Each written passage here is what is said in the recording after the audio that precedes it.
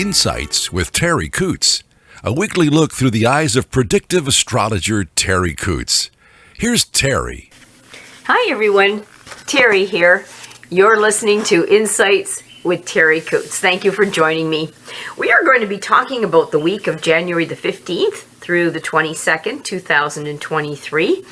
They've given me a lot of information that I'm hopefully able to share in a way that will sing to your heart, and in spite of my words, you'll be able to understand for your own life and maybe for people around you, trying to understand what they're going through as well as you are.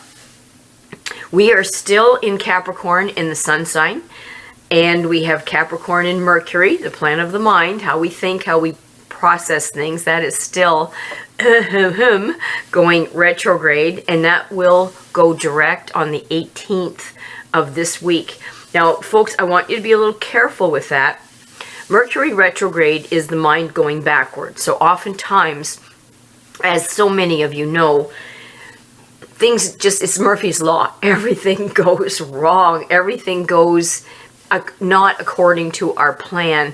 Maybe that isn't wrong for where we are. Maybe it just feels wrong, or it feels like it's not working.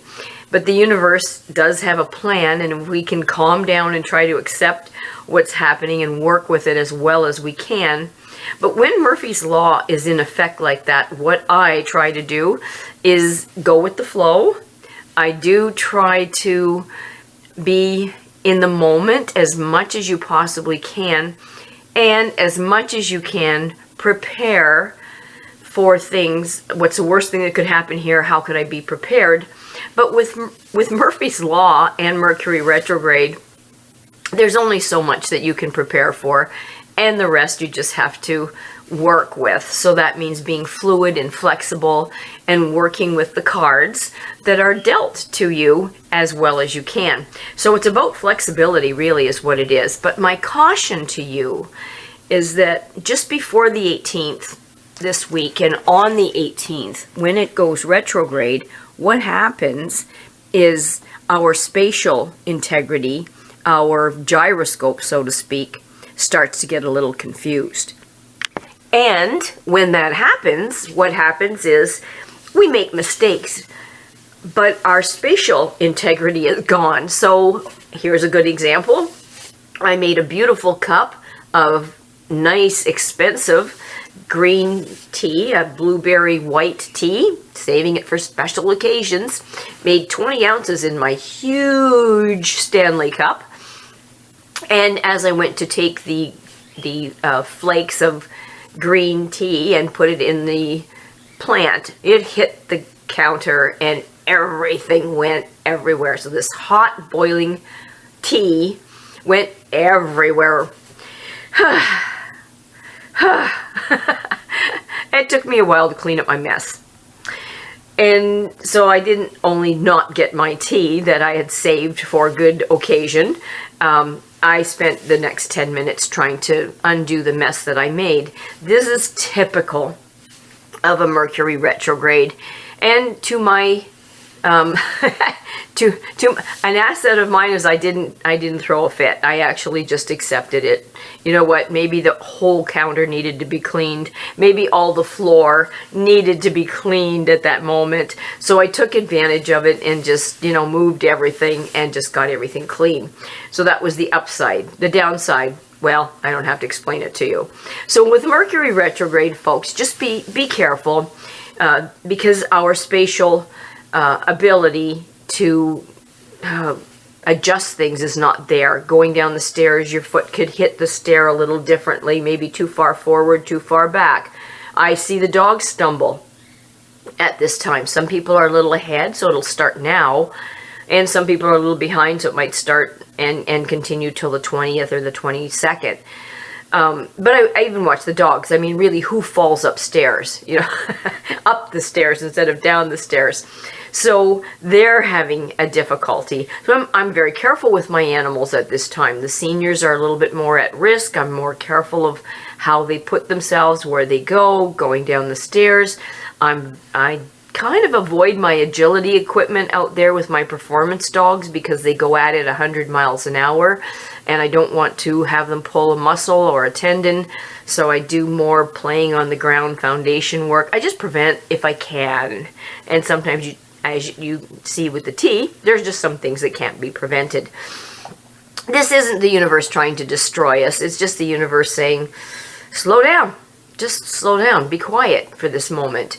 And maybe plan ahead. If it takes you 30 minutes to get someplace, give yourself 40, and you might just make it on time.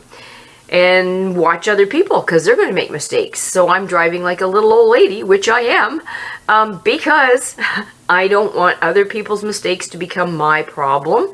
So if they don't stop at a stop sign, I'm not going through it. I'm not trusting that they will. So you just look just be aware, be in the moment. Venus, the planet of love, beauty, and attraction, is still in Aquarius. That's not a bad placement. It's getting us to want to be attracted to expansion, new things, being attracted to maybe new friends, new experiences, new hobbies. It makes us almost require that new gym membership, that new battle axe experience with the family, the new swimming at the Volmer Center on Friday nights from 7 to 9 for $4 a person. Wow, with slides and a sauna, and really, I mean, all these new things that you get to experience that maybe you haven't or you're not taking time to. Aquarius wants us to try to envision ourselves being with new people and new stories, new experiences, just step out of your comfort zone and do something that you haven't done before, that you're just testing. You know what? I don't want to do this anymore. I don't like it. I'd rather be home. Okay, then don't. But you tried it. Racquetball, squash, whatever you want to try. Just try. And Mars, the planet of our drive, our passion, that's the fire planet. That is the warrior. That's still in Gemini, but what's changed is it was going retrograde, and on the 12th of last week, it changed to direct. So we have a lot of planets going direct. Wonderful, but when they change, it really throws us off. So be prepared. Some of you will get extraordinary energy, and some of you will be dead to the moon. Some get surges of this, and some just want to sleep. Our body is different. Everybody experiences it a little differently. But in the end, when it is direct and it stays direct, then what you can experience it being in Gemini is that communication. Gemini is the thinker. Gemini is the one that wants to, inquisitive, curiosity. So it pairs beautifully with the energy of expansion in Venus. So let's just use that. This is a great time to try new things. The number that was given to us for this week is the number 5. And number 5 pairing with the energy where it is right now, we need movement. We need change. Gosh, I feel like a broken record. Some people may be more moved to travel because the movement feels restless and I need to travel. It may be that you need to travel, or it just may be that you need to just change things up. Number 5 has a need to search for freedom and adventure. Hey, again, broken record. It's pairing so beautifully with what the planets are offering us too. It prepares us to be open to new things and new ideas. And there's a little bit of an inclination for leadership at this time. So look at yourself. Are you a leader normally for your dogs, for your kids, for your family? Do you step up to the plate? Do you bully? Do you helicopter hover and maybe too leadery?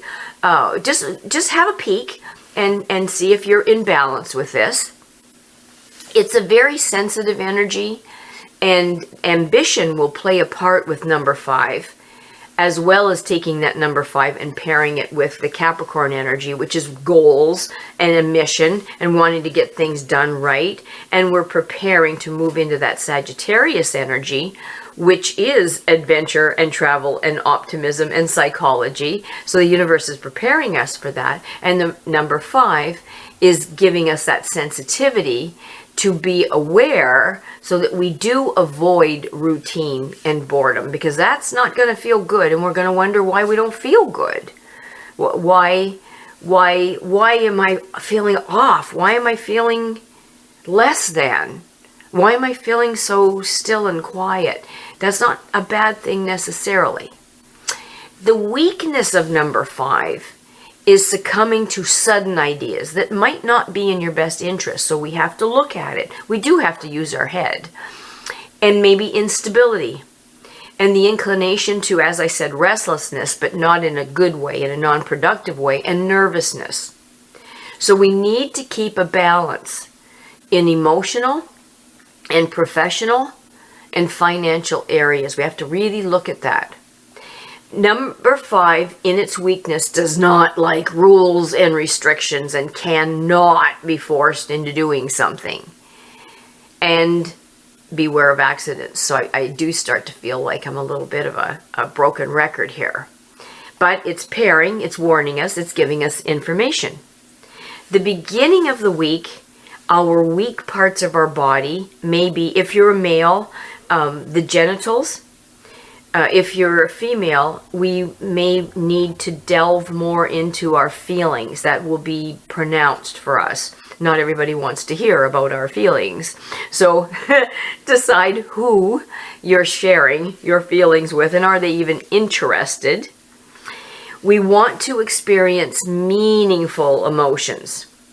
We'll really want that, really want that. Then towards the middle of the weak part of our body, that's around the 18th or so. As I said, we'll be moving into Sagittarius in the sun sign soon, but the moon is giving us a taste of it ahead of time. So the weak parts of the body could be our liver, our hips, the thighs, the sacrum, the tailbone, the joints around the hip and the pelvis, the lumbar, the lower back. So many of you might feel some lower back issues. Maybe that was coming, for a while, and now it's there. I can feel tweaks, and I have not done anything to feel this. This is not my fault. It's just what's above. So we do have to look at that. So I'm being very careful not to move the wrong way. Wouldn't take much. Don't want to go there. Don't want to go there. And that Sagittarius energy will want to find the meaning of life. Does my life have meaning? What am I doing? It is an optimistic energy, which I love.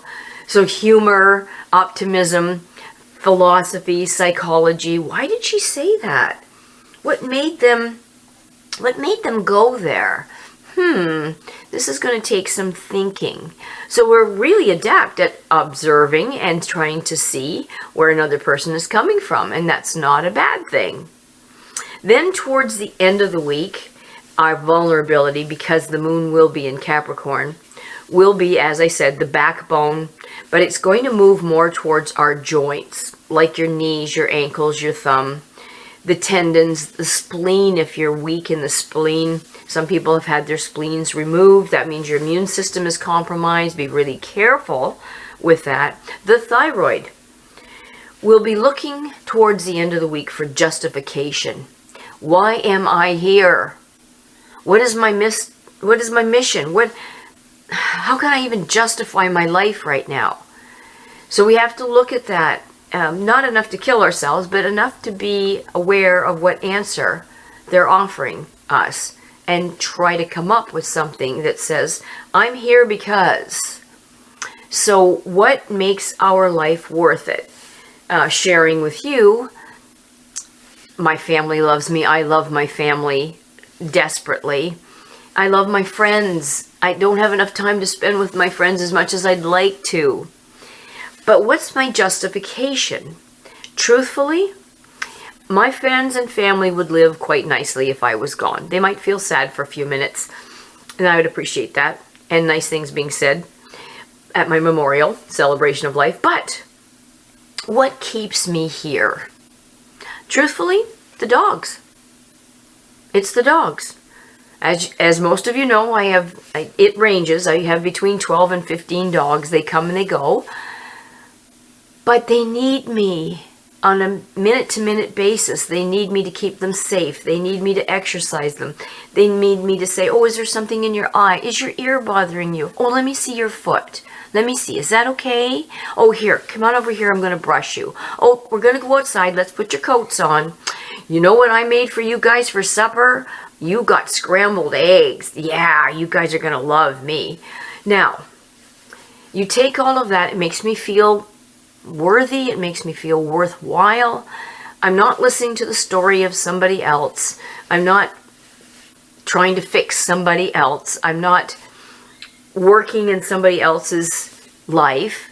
I'm here in the moment, looking after little entities that I love and love me, and there's no agenda. It's just an act of love. Taking them out when I'm cold and I don't want to go outside. I don't want to go outside. I'm cold, but they need to. So I go outside with them because I don't want an owl or an eagle or a coyote or a fox or anything eating my little kids. So I go out there with them to be careful that they're safe. So we have to look at our life and say, what do I find as justification for me being here? And that's what the universe is going to try to push on us. And if we don't do it, some of you are going to run up against a wall and you're going to hit it flat out. Or you're going to feel depression. So I would do it way before that. It's always nicer to take your foot off the brake before you have to slam the brake on, or off the gas, I'm sorry, before you slam the brake on. It's just easier on the car. It's easier on you. Now, just quickly, I pulled some cards, and I just want to share a reading that the universe has offered to me, for you, for all of us, myself included, to share some information for us this week. The first one that came up, no kidding, I wish you were here, is the Five of Swords. 5, 5, 5. That's 5, 5, 5. Now, swords is the mind. It's how we think, how we process things. And 5 is usually in numerology a bit of a struggle, you know, giving us opportunities to struggle. Thank you so very much. to work things out and to try to come to a different conclusion. Now, with the Five of Swords, what we have to watch is some things can feel that they're defeating us. So we may be working with some situations this week, last week, next week, that feel like we can't do it. I can't do it. It's too much for me. I'm going to be defeated. And if we approach it the way we have been or will be, we will be defeated. So what we have to look at is we have to look at how different can I do it? Is there something else that I can approach it in a different way? Is there some new thinking that I need to do to get this situation in a different perspective? Now, if I'm working with people and their dogs, and I'll tell them to sit, and they stand in front of their dog and they go, sit, sit, sit, and the dog turns around and looks at something else, sit, sit. Now the dog's not even looking at them, sit, sit. That would be an example of defeat. It's not going to happen because they didn't set themselves up to win. They didn't even have the dog's attention to begin with. So unless you push the dog down and force it, which isn't the point of education with the animals, it's not going to work. And they kept doing the same thing over and over and over and over instead of changing it up a little bit. So what I might do is say, hey, I'm getting a cookie out of my pocket. Oh, you might want to come and see this piece of ham. Now I have their attention. Now they're looking at me. Whoa, look at you looking at me. And then I might let them smell the ham. And now I've got them fully engaged. Then I will say, sit. Poof. Victory. Right? So we just maybe have some situations that we can't approach the way we've been approaching it. We have to look at a new way of approaching it. And that's going to help us have a delayed victory, but at least a victory. So this particular card warns that if us or someone around us is acting maybe in the same way, and it's negative, because 5 is challenge, or destructively, we may need to swallow our pride and admit that we have limitations too before we proceed.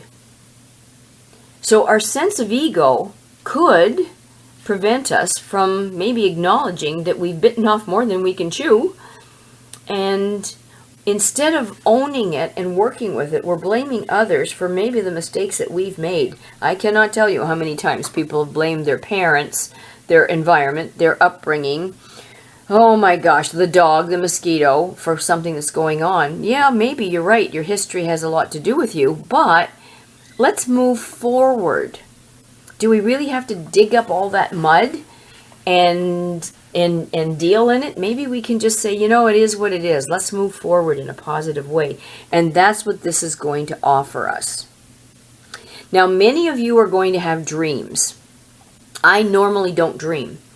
I'm lucky to fall asleep, but when I do, it's usually I'm out.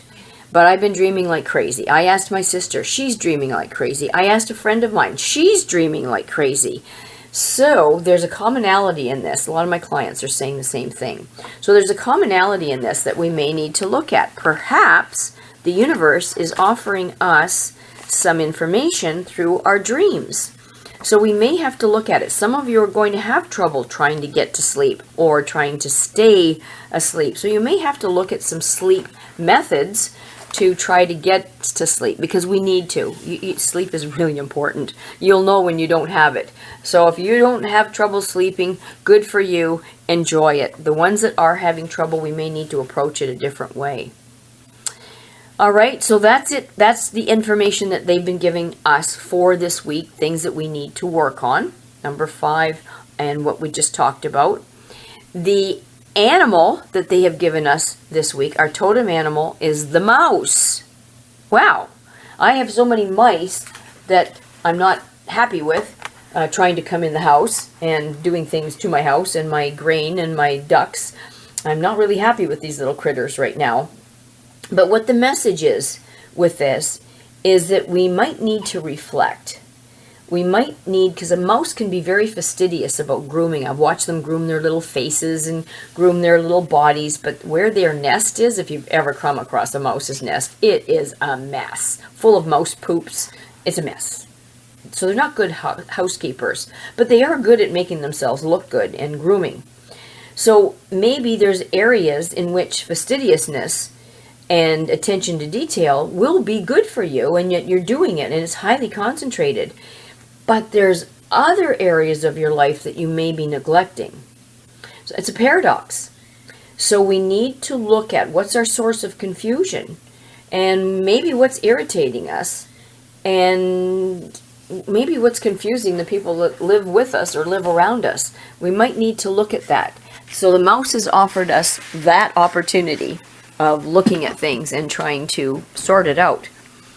I would like to take this moment to thank Charlie from the bottom of my heart. Charlie O'Brien, who puts the website up and puts us on Apple iTunes and Spotify, Amazon Music Podcasts, SoundCloud, YouTube, and the website, www.terriworld.com. Charlie, I can't thank you enough. He's a godsend.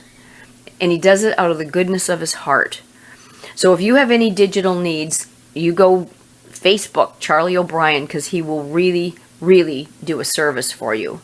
If you've missed any of the podcasts and you want to catch up, just go to the website, as I said, www.terriworld.com. He usually archives 4 or 5 of them. Also, you can text or email me. You can text me at 519-726-6699, or you can email me at Terri, Terri.Coots, Coutts @gmail.com. And I'm on Facebook as well.